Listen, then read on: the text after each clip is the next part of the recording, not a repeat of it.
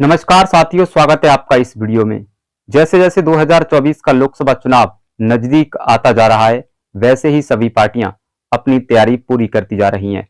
Samajwadi party ने उत्तर प्रदेश की लोकसभा सीटों पर 31 उम्मीदवारों का ऐलान कर दिया, तो वहीं भाजपा ने भी उत्तर प्रदेश में 51 उम्मीदवारों का ऐलान कर दिया।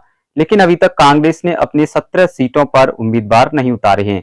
लेकिन कांग्रेस के 3 सीटें ऐसी हैं जहां पर कांग्रेस ने अपने उम्मीदवारों के नाम फाइनल कर लिए हैं और इन सीटों पर ये उम्मीदवार आपको चुनावी मैदान में उतरते हुए नजर आएंगे।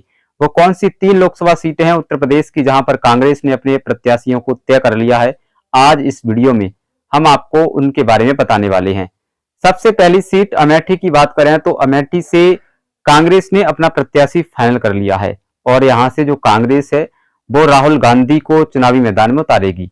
फिलहाल जो कांग्रेस ने एक पहली सूची जारी की है जिसमें उत्तर प्रदेश की लोकसभा सीटों के नाम नहीं है, लेकिन जो केरल की एक वायनाड सीट है वहां से वर्तमान में राहुल गांधी सांसद भी हैं। लेकिन इस बार भी दोबारा कांग्रेस ने वायनाड से राहुल गांधी को जो है प्रत्याशी बनाया है। लेकिन 2019 का लोकसभा चुनाव भी राहुल गांधी 2 सीटों से लड़े थे, जैसा कि आपको पता है, एक अमेठी की लोकसभा सीट, दूसरी वायनाड की लोकसभा सीट। वायनाड से वो जीत गए थे और सांसद बन गए थे, लेकिन 2019 के लोकसभा चुनाव में जो अमेठी की सीट थी उससे राहुल गांधी हार गए थे।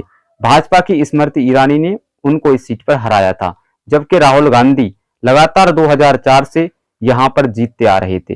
लेकिन 2019 के लोकसभा चुनाव में उनको यहां पर हार का सामना करना पड़ा था।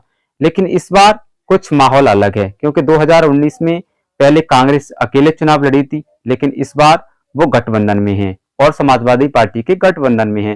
तो इसलिए यहां से जो अमेठी लोकसभा सीट है, यहां से कांग्रेस जो है 2024 के लोकसभा चुनाव में राहुल गांधी को अपना प्रत्याशी बना सकती है और राहुल गांधी यहां से चुनाव लड़ेंगे, वायनाड से भी चुनाव लड़ेंगे और अमेठी की लोकसभा सीट से भी वो चुनाव लड़ते हुए नजर आएंगे।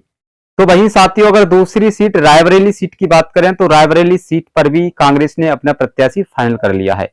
रायबरेली की लोकसभा सीट से जो कहीं ना कहीं देखा जाए तो जो प्रियंका गांधी हैं वो चुनाव लड़ती हुई नजर आएंगी, क्योंकि जो रायबरेली की सीट है वो कांग्रेस का गढ़ मानी जाती है। 2004 से 2019 तक यहाँ पर सोनिया गांधी सांसद बनती आई हैं और वर्तमान में वो रायबरेली से सांसद भी हैं। लेकिन इस बार वो 2024 का लोकसभा चुनाव नहीं लड़ेंगी, क्योंकि वो राज्यसभा के लिए निर्वाचित की गई हैं। इसलिए इस सीट से अनुमान है कि कांग्रेस इस बार प्रियंका गांधी को यहाँ से चुनाव लड़ना चाह रही है और रायबरेली से प्रियंका गांधी यहां से चुनाव लड़ेंगी। 2024 के लिए उनका टिकट यहां से कंफर्म माना जा रहा है।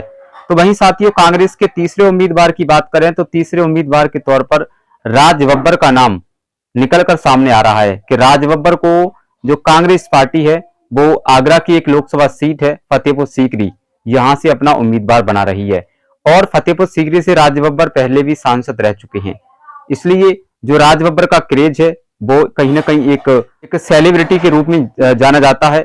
यही वजह है कि राज बब्बर यहां से पहले भी सांसद रह चुके हैं। तो कांग्रेस इस बार जो है कहीं ना कहीं आगरा की एक लोकसभा सीट फतेहपुर सीकरी पर राज बब्बर को चुनावी मैदान में उतार सकती है। उनका टिकट भी कंफर्म माना जा रहा है, क्योंकि खबर ये आ रही है कि जो फतेहपुर सीकरी लोकसभा है वहां के जो भाजपा के वर्तमान सांसद हैं राजकुमार चाहर, उनका विरोध हो रहा है और उनके विरोध के कारण जो कहीं ना कहीं जो लोग विरोध कर रहे हैं उन्होंने पोस्टर भी लगा दिए हैं कि इस बार वो राजकुमार चाहर को वोट नहीं करेंगे। तो कहीं ना कहीं अगर कांग्रेस इस बार राज बब्बर पर दाव लगाती है तो इसका फायदा राज बब्बर को मिल सकता है और 2024 के लोकसभा चुनाव में राज बब्बर जीत सकते हैं। इसलिए आज के एक स्टेटमेंट में राज बब्बर ने ये कहा है, मेरे परिजन मुझे दोबारा से बुला रहे हैं। यानी कि उनका मतलब साफ है कि राज बब्बर मानते हैं कि फतेहपुर सीकरी उनका परिवार रहा है, उनका घर रहा है। इसी वजह से वो फतेहपुर सीकरी को अपना घर मानते हैं और वो कह रहे हैं कि मेरे परिजन दोबारा से मुझे बुला रहे हैं, यानी कि वो दोबारा से फतेहपुर सीकरी से लोकसभा चुनाव लड़ने जा रहे हैं। तो साथियों, ये वो 3 सीटें थी लोकसभा की उत्तर प्रदेश में जहां पर कांग्रेस ने अपने जो प्रत्याशी हैं वो फाइनल कर लिए हैं। बस जिस दिन सूची रिलीज हो जाएगी कांग्रेस की, उस दिन इन उम्मीदवारों के नाम आपको देखने को मिल जाएंगे।